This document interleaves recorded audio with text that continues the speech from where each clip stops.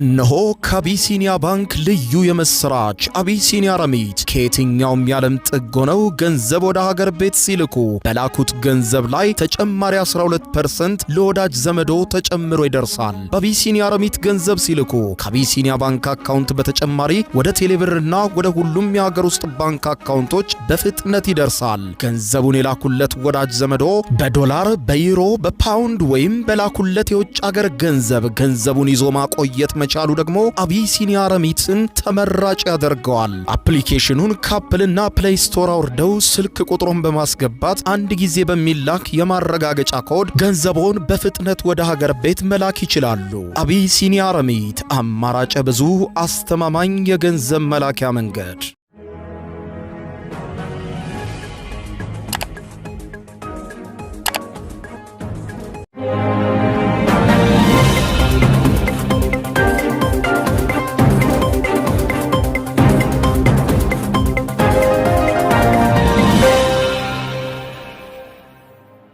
ጤና ይስጥልኝ ክቡራትና ክቡራን የዩቲዩብ ቻናል ቤተሰቦች፣ የሰዓቱን አጫጭር ሰበር መረጃዎች ይዤ ቀርብ ያለው። በርከት ያሉ ሰበር መረጃዎች በየሰዓታቱ ልዩነት ዩቲዩብ ላይ ሲጫኑ ቀድሞ ለእናንተ የማስታወቂያ መልእክት ወይም ኖቲፊኬሽን እንዲደርሷችሁና ዜናዎችን በፍጥነት እንድትከታተሉ የዩቲዩብ ቻናሌን ሰብስክራይብ በማድረግ የደወል ምልክቷን መጫን አትዘንጉ።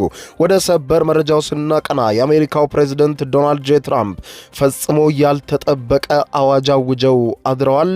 ትራምፕ በዛሬ ሌሊት መግለጫቸው እንዳሉት ከሆነ ከኢራን ጋር ሰላም ሊወርድ ነው። ኢራን ዩራኒየም ማበልጸጓን ለመተው የበለጸገውን ዩራኒየምም ሙሉ በሙሉ ከሀገሯ ለማስወገድ እንዲሁም የሆርሙዝ ወሽመጥን እንደቀድሞ ለመክፈት ተስማምታለች በማለት አውጀዋል። ይህ እወጃ ታዲያ በከፍተኛ ሁኔታ ዓለም ላይ ውዝግብ ከፈጠረ በኋላ ኢራን መግለጫ ሰጥታለች። ፕሬዝዳንቱ ስለ የትኛዋ ኢራን ነው የሚያወሩት ያለችው ኢራን በጉዳዩ ዙሪያ ዝርዝር መግለጫ ሰጥታለች። ያልተጠበቀውና ድንገተኛው የፕሬዝዳንቱ መግለጫ የመገናኛ ብዙሃን ዘገባና የኢራን ምላሽ ምን ሆነ? በዝርዝር የምታደምጡት ሰበር መረጃ ነው፣ አስደምጣችኋለሁ። በሌላ በኩል ክቡራን አድማጮች ዋሽንግተን ዲሲን ለሰዓታት ድንጋጤ ውስጥ የከተተ ክስተት ተከስቶ ነበር። ይኸውም የአሜሪካው ፕሬዝዳንት ዶናልድ ጄ ትራምፕ መኖሪያ ወደ ሆነው ወደ ነጩ ቤተ መንግስት ዋይት ሃውስ አካባቢ ያቀና አንድ ግለሰብ ሽጉጥ በማውጣት በዋይት ሃውስ አጥር አካባቢ ከሚገኙ የሴክሬት ሰርቪስ አባላት ጋር ከባድ የሆነ የተኩስ ልውውጥ አድርጓል። ይህም የተኩስ ልውውጥ ዋይት ሃውስን ጨምሮ መላው ዋሽንግተን ዲሲን ድንጋጤ ውስጥ የከተተ ክስተት ነበረ። በኋላ ምን ተከናወነ በዝርዝር የማስደምጣችሁ ይሆናል። የአሜሪካ ሴክሬት ሰርቪስ መግለጫ፣ የአሜሪካ መንግስት መግለጫን በዝርዝር አስደምጣችኋለሁ። አብረን ዝርዝሩን እንከታተለው። በቅድሚያም የአሜሪካው ፕሬዝዳንት ዶናልድ ጄ ትራምፕ የዛሬ ሌሊቱ ድንገተኛ አዋጅ ዓለምን እያወዛገበ ነው። ፕሬዝዳንት ዶናልድ ጄ ትራምፕ በዛሬው ሌሊት በድንገት በማህበራዊ ትስስር ገጻቸው እንዳሉት ከሆነ በአሜሪካ በእስራኤልና በኢራን መካከል የሚካሄደው ጦርነት ሙሉ በሙሉ ለማስቆም የሚያስችል የተኩስ አቁምና የሰላም ድርድር የመግባቢያ ሰነድ ሙሉ በሙሉ በኢራንና በአሜሪካ በኩል በድርድር አልቋል በማለት ይፋ አድርገዋል። ይህ ፕሬዝዳንቱ ታሪካዊ በማለት የጠሩትና የሰላም ስምምነት በማለት የገለጹት ስምምነት የዓለምን ኢኮኖሚ እያናጋ ያለውን የሆርሙዝ የባህር ወሽመጥን ዳግም ለዓለም ሕዝብ ክፍት ማድረግን እንደሚያካትት ፕሬዝዳንቱ ገልጸዋል። ፕሬዝዳንት ዶናልድ ጄ ትራምፕ ታላቅ የምስራች በማለት የገለጹትና ከመካከለኛው ምስራቅ እንዲሁም ከቀጠናው ቁልፍ መሪዎችም ጋር ሰፊ የስልክ ውይይት ካካሄዱ በኋላ ነው በማህበራዊ ትስስር ገጻቸው ይፋ ያደረጉት። በስልክ ውይይቱ ላይ የኳታር፣ የሳውዲ አረቢያ፣ የተባበሩት አረብ ኤሚሬቶች፣ የፓኪስታን፣ የዮርዳኖስ፣ የግብጽ፣ የቱርክና የባህሬን መሪዎች ተሳትፈዋል። ከዚህም በተጨማሪ ፕሬዝዳንቱ ለብቻም ከእስራኤሉ ጠቅላይ ሚኒስትር ቤንያሚን ኔታንያሁም ጋር የተለየ የስልክ ውይይት ማድረጋቸው ለመገናኛ ብዙሃን ተናግረዋል። የስምምነቱ የመጨረሻ ገጽታዎችና ዝርዝር ጉዳዮች በአሁኑ ሰዓት በግልጽ አይነገሩም ያሉት የአሜሪካው ፕሬዝዳንት ዶናልድ ጄ ትራምፕ በቅርቡ በይፋ ሁሉንም በዝርዝር ትሰሙታላችሁ፣ ነገር ግን ትልቅና ታሪካዊ ስምምነት ከኢራን ጋር አድርገናል፣ የሆርሙዝ ወሽመጥ ይከፈታል፣ የበለጸገው የኢራን ዩራኒየምም ከኢራን ተነጥቆ ይወጣል፣ ይህንን በሙሉ ተስማምተናል ብለዋል። ይህ የትራምፕ የዛሬ ሌሊቱ ድንገተኛ የሰላም አዋጅን በተመለከተም ፕሬዝደንቱ ለኢራን ጊዜ እያለቀ ነው በማለት ጠንካራ ዛቻ ካሰሙና የባህረ ሰላጤው ሀገራት ጣልቃ ገብተው ባያስቆሟቸው ኖሮ ጥቃቱን ዳግም ለመጀመር በጣት የሚቆጠሩ ሰዓታት ብቻ ቀርተዋቸው እንደነበር ከተናገሩ በኋላ የታወጀ የሰላም አዋጅ ነው። ከዚህ ቀደም ኢራን በአሜሪካ ባንዲራ ተሸፍና የምትታይበት ምስል በማህበራዊ ሚዲያ ከማጋራት ጀምሮ ስምምነት ላይ እየተደረሰ ነው እስከ ማለት ድረስ ትራምፕ የተለያየ አቋም በደቂቃዎች ልዩነት እያራመዱ ነው። የቀጠናው ሀገራት ለዚህ የሰላም ጥረት ከፍተኛ ድጋፍ እየሰጡ ነው ያሉት የአሜሪካው ፕሬዝደንት ዶናልድ ጄ ትራምፕ የፓኪስታኑ ጠቅላይ ሚኒስትር ሼባዝ ሸሪፍ ሀገራቸው ፓኪስታን በሁለቱ ወገኖች መካከል ያለውን ውይይት በፍጥነት ለማሳለጥ የምታደርገውን ጥረት አጠናክራ እንደምትቀጥል ገልጸውልኛል ብለዋል ፕሬዝደንት ትራምፕ። የአሜሪካው የዜና አውታር ዘ ኒውዮርክ ታይምስ ጋዜጣ እንደዘገበው ከሆነ የአረብና የሙስሊም አብላጫ ቁጥር ካላቸው ሀገራት መሪዎች ጋር በስልክ በተወያዩበት ወቅትም ትራምፕ የእሳቸውን ሐሳብ እንዲደግፉና ሁላችሁም የአረብ ሀገራት የኔን የፕሬዝደንት ትራምፕን ሐሳብ መቃወም አትችሉም ሲሉ ጥብቅ ማሳሰቢያ እንደሰጧቸውም ዘ ኒውዮርክ ታይምስ ገልጿል። በዚህ የሰላም ሂደት ውስጥ የፓኪስታን ሚና እጅግ ወሳኝ ነበረ ያሉት ትራምፕ አሁን ሁሉም ነገር ይረጋጋል ብለዋል። የአሜሪካው ፕሬዝደንት ዶናልድ ጄ ትራምፕ የሰላም አዋጅ ሲያስነግሩ ቢያድሩም በርካታ መገናኛ ብዙሃንም የትራምፕን ቃል ተከታትለው በመገናኛ ብዙሃኖቻቸው በሰፊው ቢዘግቡም ከኢራን የሚሰማው ግን ተቃራኒ የሆነ ዜና ነው። የኢራን ውጭ ጉዳይ ሚኒስትር ቃል አቀባይ እስማኤል ባጋይ በሰጡት መግለጫ እንዳሉት ከሆነ ኢራን ከሐሳቧ ፈጽሞ ፈቀቅ አላለችም ብለዋል። እርግጥ ነው በአሁኑ ሰዓት የመግባቢያ ሰነድ ኤምኦዩ በማዘጋጀት ላይ እንገኛለን ከአሜሪካ ጋር በማለት የገለጹት ባጋይ ዋናው ትኩረታችን ግን ከዚህ ቀደም ያስቀመጥናቸው ወሳኝ ነጥቦች ናቸው። በኢራን 14 ነጥብ የማይካዱ የማይገረሰሱ የሰላም ሐሳቦች ላይ ተመስርቶ በእኛ ላይ የተጫነውን ጦርነት ማቆም ነው። ስለዚህም ትራምፕ እንደሚሉት ምንም አዲስ ነገር የለም፣ የመግባቢያ ሰነድ ግን እናዘጋጅ ስላሉን እያዘጋጀን ነው ብለዋል። ቃል አቀባዩ ከአሜሪካ ጋር ስምምነት ላይ የመድረስ እድሉ ሲገመግሙ እንደተናገሩት ከሆነ ከስምምነት ከአሜሪካ ጋር በጣም ርቀናል። በተመሳሳይ ጊዜ ደግሞ አሜሪካ ሐሳባችንን የምትቀበል ከሆነ እንቀራረባለን በማለት ገልጸዋል። በአንድ በኩል የአሜሪካ ወገን ራሱን የመቃረንና አቋሙን የመቀየር የረዥም ጊዜ ልምድ አለው ያሉት ቃል አቀባዩ፣ ነገር ግን በሌላ በኩል ደግሞ በሁለቱ ወገኖች መካከል ያለው ውይይት አመለካከቶችንም ወደ ማቀራረብ እያመራ ይመስላል። ይህም ማለት በአስቸጋሪ ጉዳዮች ላይ ሙሉ መግባባት ላይ ደርሰናል ማለት ሳይሆን በተወሰኑ መለኪያዎች ላይ ተመስርቶ የጋራ ተቀባይነት ወዳለው መፍትሄ መድረስ የምንችል ይመስለናል ብለዋል። ነገር ግን ይህ የሚሆነው አሜሪካው ፕሬዝደንት ዶናልድ ጄ ትራምፕ ኢራንን ካከበሩና የኢራንን ነጥቦች ከተቀበሉ ነው ብለዋል። በአሁኑ ሰዓት ግን እንደ ትራምፕ እንዳወጁት የሰላም አዋጅ የሚነገር አንዳች ነገር የለም ስትል ኢራን አስታውቃለች። እንደ ኢራኑ ቃል አቀባይ ገለጻ ከሆነ አሁን የሚፈረመው ባለ 14 አንቀጽ የመግባቢያ ስምምነት ወይም ኤምኦዩ ጦርነቱን ለማቆም የሚያስፈልጉና ለኢራን እጅግ ወሳኝ የሆኑ ጉዳዮችን ብቻ የሚያካትት ነው ብለውታል። ዝርዝር ጉዳዮች ግን በቀጣይ ከ30 እስከ 60 ቀናት በሚወስድ ጊዜ ውስጥ ውይይት ተደርጎባቸው የመጨረሻ ስምምነት ይደረግባቸዋል፣ አሊያም ወደ ጦርነቱ እንመለሳለን ብላለች ኢራን። ይህ በእንዲህ እንዳለ ታዲያ የአሜሪካው የዜና አውታር ዘ ኒውዮርክ ታይምስ 3 ከፍተኛ የኢራን ባለስልጣናትን ዋቢ በማድረግ እንደዘገበው ኢራን ውጊያውን ለማቆምና የሆርሙዝ የባህር ወሽመጥን ዳግም የሚከፍት የመግባቢያ ሰነድ ለመቀበል ከአሜሪካ ተስማምታለች ብሏል። ይህ ስምምነት በውጭ ሀገራት ታግዶ የነበረውን የ25 ቢሊዮን አሜሪካን ዶላር የኢራን ንብረት ሙሉ በሙሉና በፍጥነት የሚያስለቀቅ ስምምነት ነው ተብሏል። በተጨማሪም ስምምነቱ በሊባኖስ ጭምር በሁሉም ግንባሮች ላይ የሚደረገውን የእስራኤልን ውጊያ ጭምር ሙሉ በሙሉ እንደሚያስቆም ባለስልጣናቱ አረጋግጠዋል ተብሏል። በዚህ የሰላም ስምምነት ውስጥ እጅግ አወዛጋቢው ጉዳይ የኢራን የኒውክሌር ፕሮግራም ጉዳይ ነው። የአሜሪካው ፕሬዝደንት ዶናልድ ጄ ትራምፕ ኢራን የኒውክሌር ፕሮግራሟን ሙሉ በሙሉ ለማቋረጥና የዩራኒየም ዝቃጩንም በፍጥነት ከሀገሯ ለማውጣትና ለማክሰም ተስማምታለች በማለት በሌሊቱ የተናገሩ ቢሆንም ዘ ኒውዮርክ ታይምስ 2 የአሜሪካ ባለስልጣናትን ጠቅሶ ባወጣው ሪፖርት ኢራን ጦርነቱን ለማቆም ስትል ያበለጸገችውን ከፍተኛ የዩራኒየም ክምችት አሳልፋ ለመስጠት ተስማምታለች በማለት ዘግቧል። ነገር ግን ይህ እንዴት እንደሚፈጸም አሁን ላይ ግልጽ ስምምነት አለመደረጉንና ስምምነቱ ከተፈጸመ በኋላ በሚጀመረው ድርድር ዝርዝሩ እንደሚወሰን ባለስልጣናቱ ገልጠዋል። ኢራን በአሁኑ ሰዓት ከ400 ኪሎ ግራም በላይ ከፍተኛ ማበልጸጊያ የተደረገበት ዩራኒየም ያላት ሲሆን የእስራኤል ባለስልጣናትም ይህ መጠን ይበልጥ ከበለጸገ 11 የኒውክሌር ፈንጂዎችን ለማምረት በቂ ነው ሲሉ አጥብቀው ያስጠነቅቃሉ። የእስራኤል ከፍተኛ የጦር ባለስልጣናት ከዚህ ቀደም ይህ ዩራኒየም ክምችት ከኢራን ካልወጣም የካቲት ወር ላይ የተጀመረው ጦርነት እንደ አንድ የትልቅ ጉድቀት ይቆጠራል ማለታቸው ይታወሳል። ነገር ግን የኢራን ባለስልጣናት ይህንን ዘገባ ሙሉ በሙሉ አስተባብለዋል። ከጥቂት ቀናት በፊት የኢራኑ ጠቅላይ መሪ አያቶላ ሙጅተባ ካሜኒ ዩራኒየሙን በፍጹም ወደ ውጭ ሀገር መላክ እንደሌለበትና በኒውክሌር ጉዳይ ከአሜሪካም ሆነ ከየትኛውም ሀገር ጋር የኢራን መሪዎች እንዳይደራደሩ ጥብቅ መመሪያ መስጠታቸው መዘገቡ አይዘነጋም። በተጨማሪም አልአረቢያ የዜና አውታር የዩራኒየም ማበልጸግ ስራዋን ለ10 ዓመታት ለማቋረጥ ሐሳብ አቅርባለች ኢራን ሲል ያወጣውን ዘገባ የኢራን ሪፐብሊካን የዜና አውታር የሆነው ታስኒም አንድ የመረጃ ምንጭን ጠቅሶ መሰረተ ቢስና ፍጹም ውሸት ሲል አጣጥሎታል። ምንጩ እንዳብራራው ከሆነ የአሁኑ የድርድር ትኩረት ጦርነቱን ማቆም ላይ ብቻ እንደሆነና የኒውክሌር ጉዳይ በጭራሽ ትራምፕ እንደሚሉትም ሆነ መገናኛ ብዙሃን እንደሚያወሩት በስምምነቱ እንዳልተካተተም ጠቅሰዋል።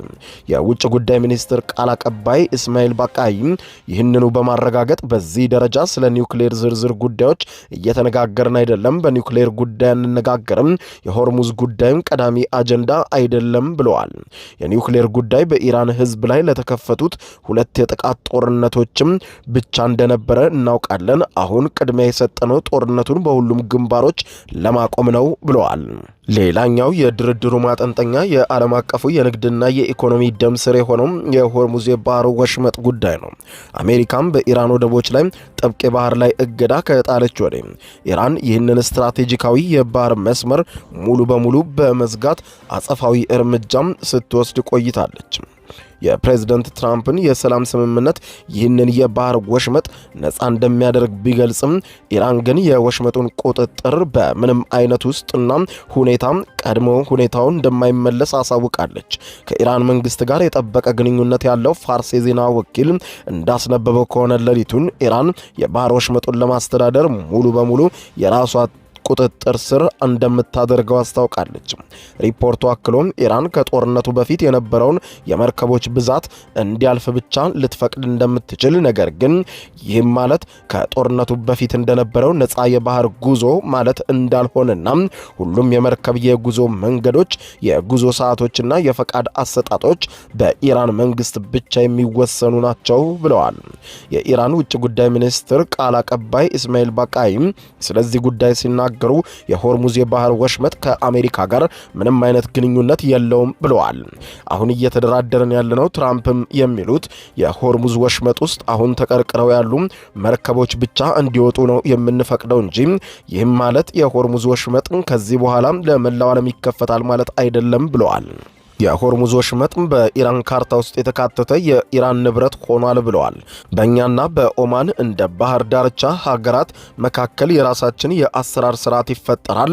ዓለም አቀፉ ማህበረሰብ ይህንን አለመረጋጋት የፈጠሩት የአሜሪካና የእስራኤልን አገዛዝ የጥቃት እርምጃ መሆናቸውን ጠንቅቆ ያውቃል። እኛም ራሳችንንና የኦማንን ብሔራዊ ጥቅም ለማስጠበቅ እንዲሁም ደህንነቱ የተጠበቀ የባህር ጉዞን ለማረጋገጥ እርምጃ እየወሰድን ነው ሲሉ የኢራንን አቋም አብራርተዋል።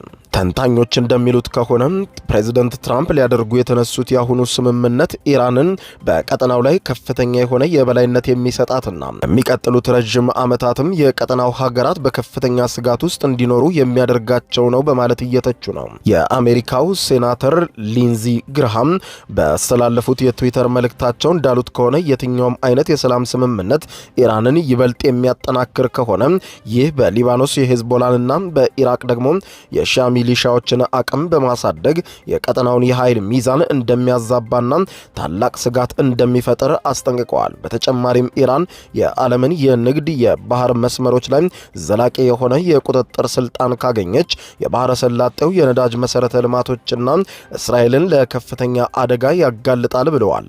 በመጨረሻም የኢራን የውጭ ጉዳይ ሚኒስትር ቃል አቀባይ ኢስማኤል ባቃይ የሀገራቸውን የማይበገር የዲፕሎማሲ አቋም ታሪካዊ ከሆነው የሮም ኢምፓየር ጋር በማነጻጸር ኃይለኛ መልእክት ለማስተላለፍ ሞክረዋል። አሜሪካም በኢራን ላይ የከፈተችውን ጦርነት ኢራንን ለማንበርከክ ያደረገው ጥረት ፍጹም መክሸፉን አስታውሶም ሮማውያን ራሳቸውን እንደ ፍጹም የዓለም ማዕከል አድርገው ያስቡ ነበረ፣ ነገር ግን ኢራናውያን ይህንን ታላቅ ቅዠታቸውን አፈረሱባቸው። የሮማዊው ንጉስም ከፋርስ ጋር ጦርነት ሲገጥም በድል አላጠናቀቀም። ይልቁንም በሳሳኒያውያን ቅድመ ሁኔታና ውል ላይ የተመሰረተ ሰላም ለማድረግ ተገደደ። ንጉሱ ስምምነት ለማድረግ ተገዶ ነበር በማለት ዛሬም ሀያሏ አሜሪካን የኢራንን ሉዓላዊነትና ቅድመ ሁኔታ ከማክበር ውጪ ሌላ አማራጭ እንደሌላት ታይቷል። በታሪክ አብነት አጽንኦት ሰጥተን ይህንን እናየዋለን ብለዋል። ዛሬ ትራምፕ የሰላም አዋጅ ቢያውጁም አሸንፈው አይደለም ከኛ ጋር ለመደራደር የኛም ቅድመ ሁኔታዎች ለማክበር እንጂ ሲሉ ገልጸዋል። ይህ በእንዲህ እንዳለ አሜሪካና እስራኤል የካቲት 27 ወይም ፌብሩዋሪ 27 በኢራን ላይ የከፈቱት ጦርነት እስካሁን ምንም አይነት የፖለቲካ ለውጥ ከማምጣት ይልቅ በዓለም የነዳጅ ገበያ ላይ ከፍተኛ ቀውስ የፈጠረ ሲሆን በአሜሪካ ውስጥም የነዳጅ ዋጋ በመናሩ ደግሞ የፕሬዝደንት ዶናልድ ጄ ትራምፕ ተቀባይነት ይበልጥ እያሽቆለቆለ ሄዷል። በሌላ ዜና በአሜሪካው ፕሬዝደንት ዶናልድ ጄ ትራምፕ መኖሪያም በዋሽንግተን ዲሲ በዋይት ሃውስ ቅጥር ግቢ አቅራቢያ ከባድ የተኩስ ልውውጥ መደረጉ ተሰማ። ክስተቱ የተፈጠረው በዋሽንግተን ዲሲ በ17ኛው ጎዳናና በፔንሲልቬኒያ አቬኑ በሚገኘው የአይዘናወር አስፈጻሚ ቢሮ ህንፃ አቅራቢያ ነው። የተኩስ ልውውጡ በኋላ የሰው ህይወት መጥፋቱም ተዘግቧል። መገናኛ ብዙሃን እንደነገሩን ከሆነ በተለይም የአሜሪካው ፕሬዝደንት መኖሪያ ቅጥር ግቢ ውጭ አካባቢ በጸጥታ አስከባሪዎች ላይ ተኩስ የከፈተ አንድ ግለሰብ በተከፈተበት የመልሶ ማጥቃት እርምጃ መገደሉን የዩናይትድ ስቴትስ ሴክሬት ሰርቪስ አረጋግጧል። ተቋሙ ሌሊቱን ባወጣው መግለጫ መሰረት ተኩስ ልውውጡ የተፈጸመው በ17ኛው ጎዳናና በፔንሲልቬኒያ አቬኑ አካባቢ አንድ ግለሰብ ከቦርሳው ውስጥ የጦር መሳሪያ በማውጣት መተኮስ መጀመሩን ተከትሎ ነው። በዚህ ጊዜ የሴክሬት ሰርቪስ ፖሊሶች አጸፋዊ ተኩስ በመክፈት ተጠርጣሪውን የመቱት ሲሆን ግለሰቡ ወደ አካባቢው ሆስፒታል ቢወሰድም ሕይወቱ ማለፉ ተረጋግጧል። በዚህ የተኩስ ልውውጥ ወቅትም በአካባቢው የነበረ አንድ ኃላፊ መንገደኛ በጥይት መመታቱ ታውቋል። በጥቃቱ በጸጥታ አስከባሪዎች ላይ እስካሁን የደረሰ ምንም አይነት ጉዳት እንደሌለም ተረጋግጧል። ክስተቱ ሲፈጠር ፕሬዝደንት ዶናልድ ጄ ትራምፕ በዋይት ሃውስ ውስጥ የነበሩ ቢሆንም በፕሬዝደንቱም ሆነ በሌሎችም ጥበቃ በሚደረግላቸው ግለሰቦችና አጠቃላይ የሥራ እንቅስቃሴ ላይ የተፈጠረ ተጽዕኖ የለም ብሏል ሴክሬት ሰርቪሱ። በወቅቱ በስፍራ የነበሩ ጋዜጠኞች ተከታታይ የተኩስ ድምፅ መስማታቸውን ተከትሎ የሴክሬት ሰርቪስ አባላት በፍጥነት ወደ ጋዜጣዊ መግለጫ መስጫ ክፍል ያስገቧቸው ሲሆን ዋይት ሃውስም ለተወሰነ ጊዜ የደህንነት እገዳ ተጥሎበት ነበረ። እገዳውም ሌሊቱን ቀጥሎ የነበረ ሲሆን በኋላ ላይ ተነስቷል። ለሲቢኤስ የዜና ወኪል የደረሱ መረጃዎች እንደሚያመለክቱት በአጠቃላይ ከ15 እስከ 30 የሚደርሱ ጥይቶች ተተኩሰዋል። የታጠቀው ግለሰብ ወደ ሴክሬት ሰርቪስ ወኪሎች በመጠጋት ተኩስ ቢከፍትም ሳይሳካለት ቀርቶ የአጸፋ እርምጃ ተወስዶበታል ብለዋል። ይህ አስደንጋጭ የነበረው ክስተት የተፈጠረው የዋይት ሃውስ የጋዜጠኞች ማህበር እራት ግብዣ ላይ ተመሳሳይ የተኩስ ጥቃት ከተፈጸመ ከአንድ ወር በኋላ መሆኑ ሁኔታውን ይበልጥ አሳሳቢ አድርጎታል። ክስተቱ በነበረበት ወቅትም በዋይት ሃውስ ውስጥ ከነበሩት ፕሬዝደንት ዶናልድ ጄ ትራምፕ በኩል እስካሁን የተሰጠ ይፋዊ አስተያየትም ሆነ መግለጫ የለም። ክቡራን አድማጮች ለሰዓቱ ብታደምጧቸው መልካም ናቸው ያልኳቸው አጫጭር መረጃዎች የሰማችኋቸው ናቸው። ከሰዓታት በኋላ በሌላ መረጃ ተመልሰን እስከምንገናኝ በያለንበት የዓለም ዳር ቸር እንቆይ። አሁን ከልቦ ለመሳቅ ይዘጋጁ። ጊዜው የአቧራው ጨሰ ቲያትር ነው። ዘወትር ዓርብ በ12 ሰዓት በዓለም ሲኒማ ቀጠሮን ያደርጉ። ወይ አቧራው ጨሰ፣ ቅድስት ገብረ ሥላሴ፣ ቃል ኪዳን ታምሮ፣ ሱራፌል ብስራትና አቤል ብርሃኑ የወይኗ ልጅ በድንቅ ሁኔታ ይተውኑበታል። ተሸክሜ ቱቦ ውስጥ ከተትኩት ከኔ ጋር ግን አንግባባም አይደል? ሳቅ እንደ ጥጥ ይፈተላል፣ በቃላት እያዋዛ በድርጊት ያስደምማል። አዎ ምስክር የለኝም። አቧራው ጨሰ ልብ አንጠልጣይ ኮሜዲ ቲያትር ደራሲ ሱራፌል ብስራት፣ አዘጋጅ አቤል ሰለሞን። ዘወትር ዓርብ በ12 ሰዓት በዓለም ሲኒማ እንገናኝ። እናንተ ተወያዩ፣ እኛ እንውጣላቸው አይደል? ወዴት ነው የምትሄደው? አቧራው ጨሰ የዘመኑ ምርጥ ኮሜዲ ቲያትር። የዩቲዩብ የስኬት ሚስጥሮችን በዝርዝር የያዘው የአቤል ብርሃኑ የወይኗ ልጅ መጽሐፍ ሁለተኛ እትም በገበያ ላይ። ዩቲዩብ ለመጀመር በአጭር ጊዜ ስኬትን ለመቀዳጀት አስበዋል? ዩቲዩብ ብጀምር ስንት ብር አገኘሁም ብሎ አስበዋል? እንግዲያውስ በዩቲዩብ 2 የወርቅ 3 የብር ሽልማቶችን ያገኘው የአቤል ብርሃኑ የወይኗ ልጅ የዩቲዩብ ሚስጥሮች መጽሐፍ በዝርዝር ሁሉንም ያብራራሉታል። ዛሬውኑ ገዝተው ህልሞን እውን የሚያደርጉበትን የዩቲዩብ የስኬት መንገድ ይጀምሩ። በሀገር ቤት አከፋፋይ አዲስ አበባ ሜክሲኮ ኮሜርስ መጽሐፍት መደብ። በውጭ ሀገራት ለምትገኙ ከአማዞን ላይ ብታዙ በቀናት ውስጥ ደጁ ይደርሳል። የአማዞን ሊንኩን እዚህ ቪዲዮ ኮሜንት ላይ ያገኙታል። የዩቲዩብ ሚስጥሮች ዘመኑ ጋር ተፈላጊ መጽሐፍ።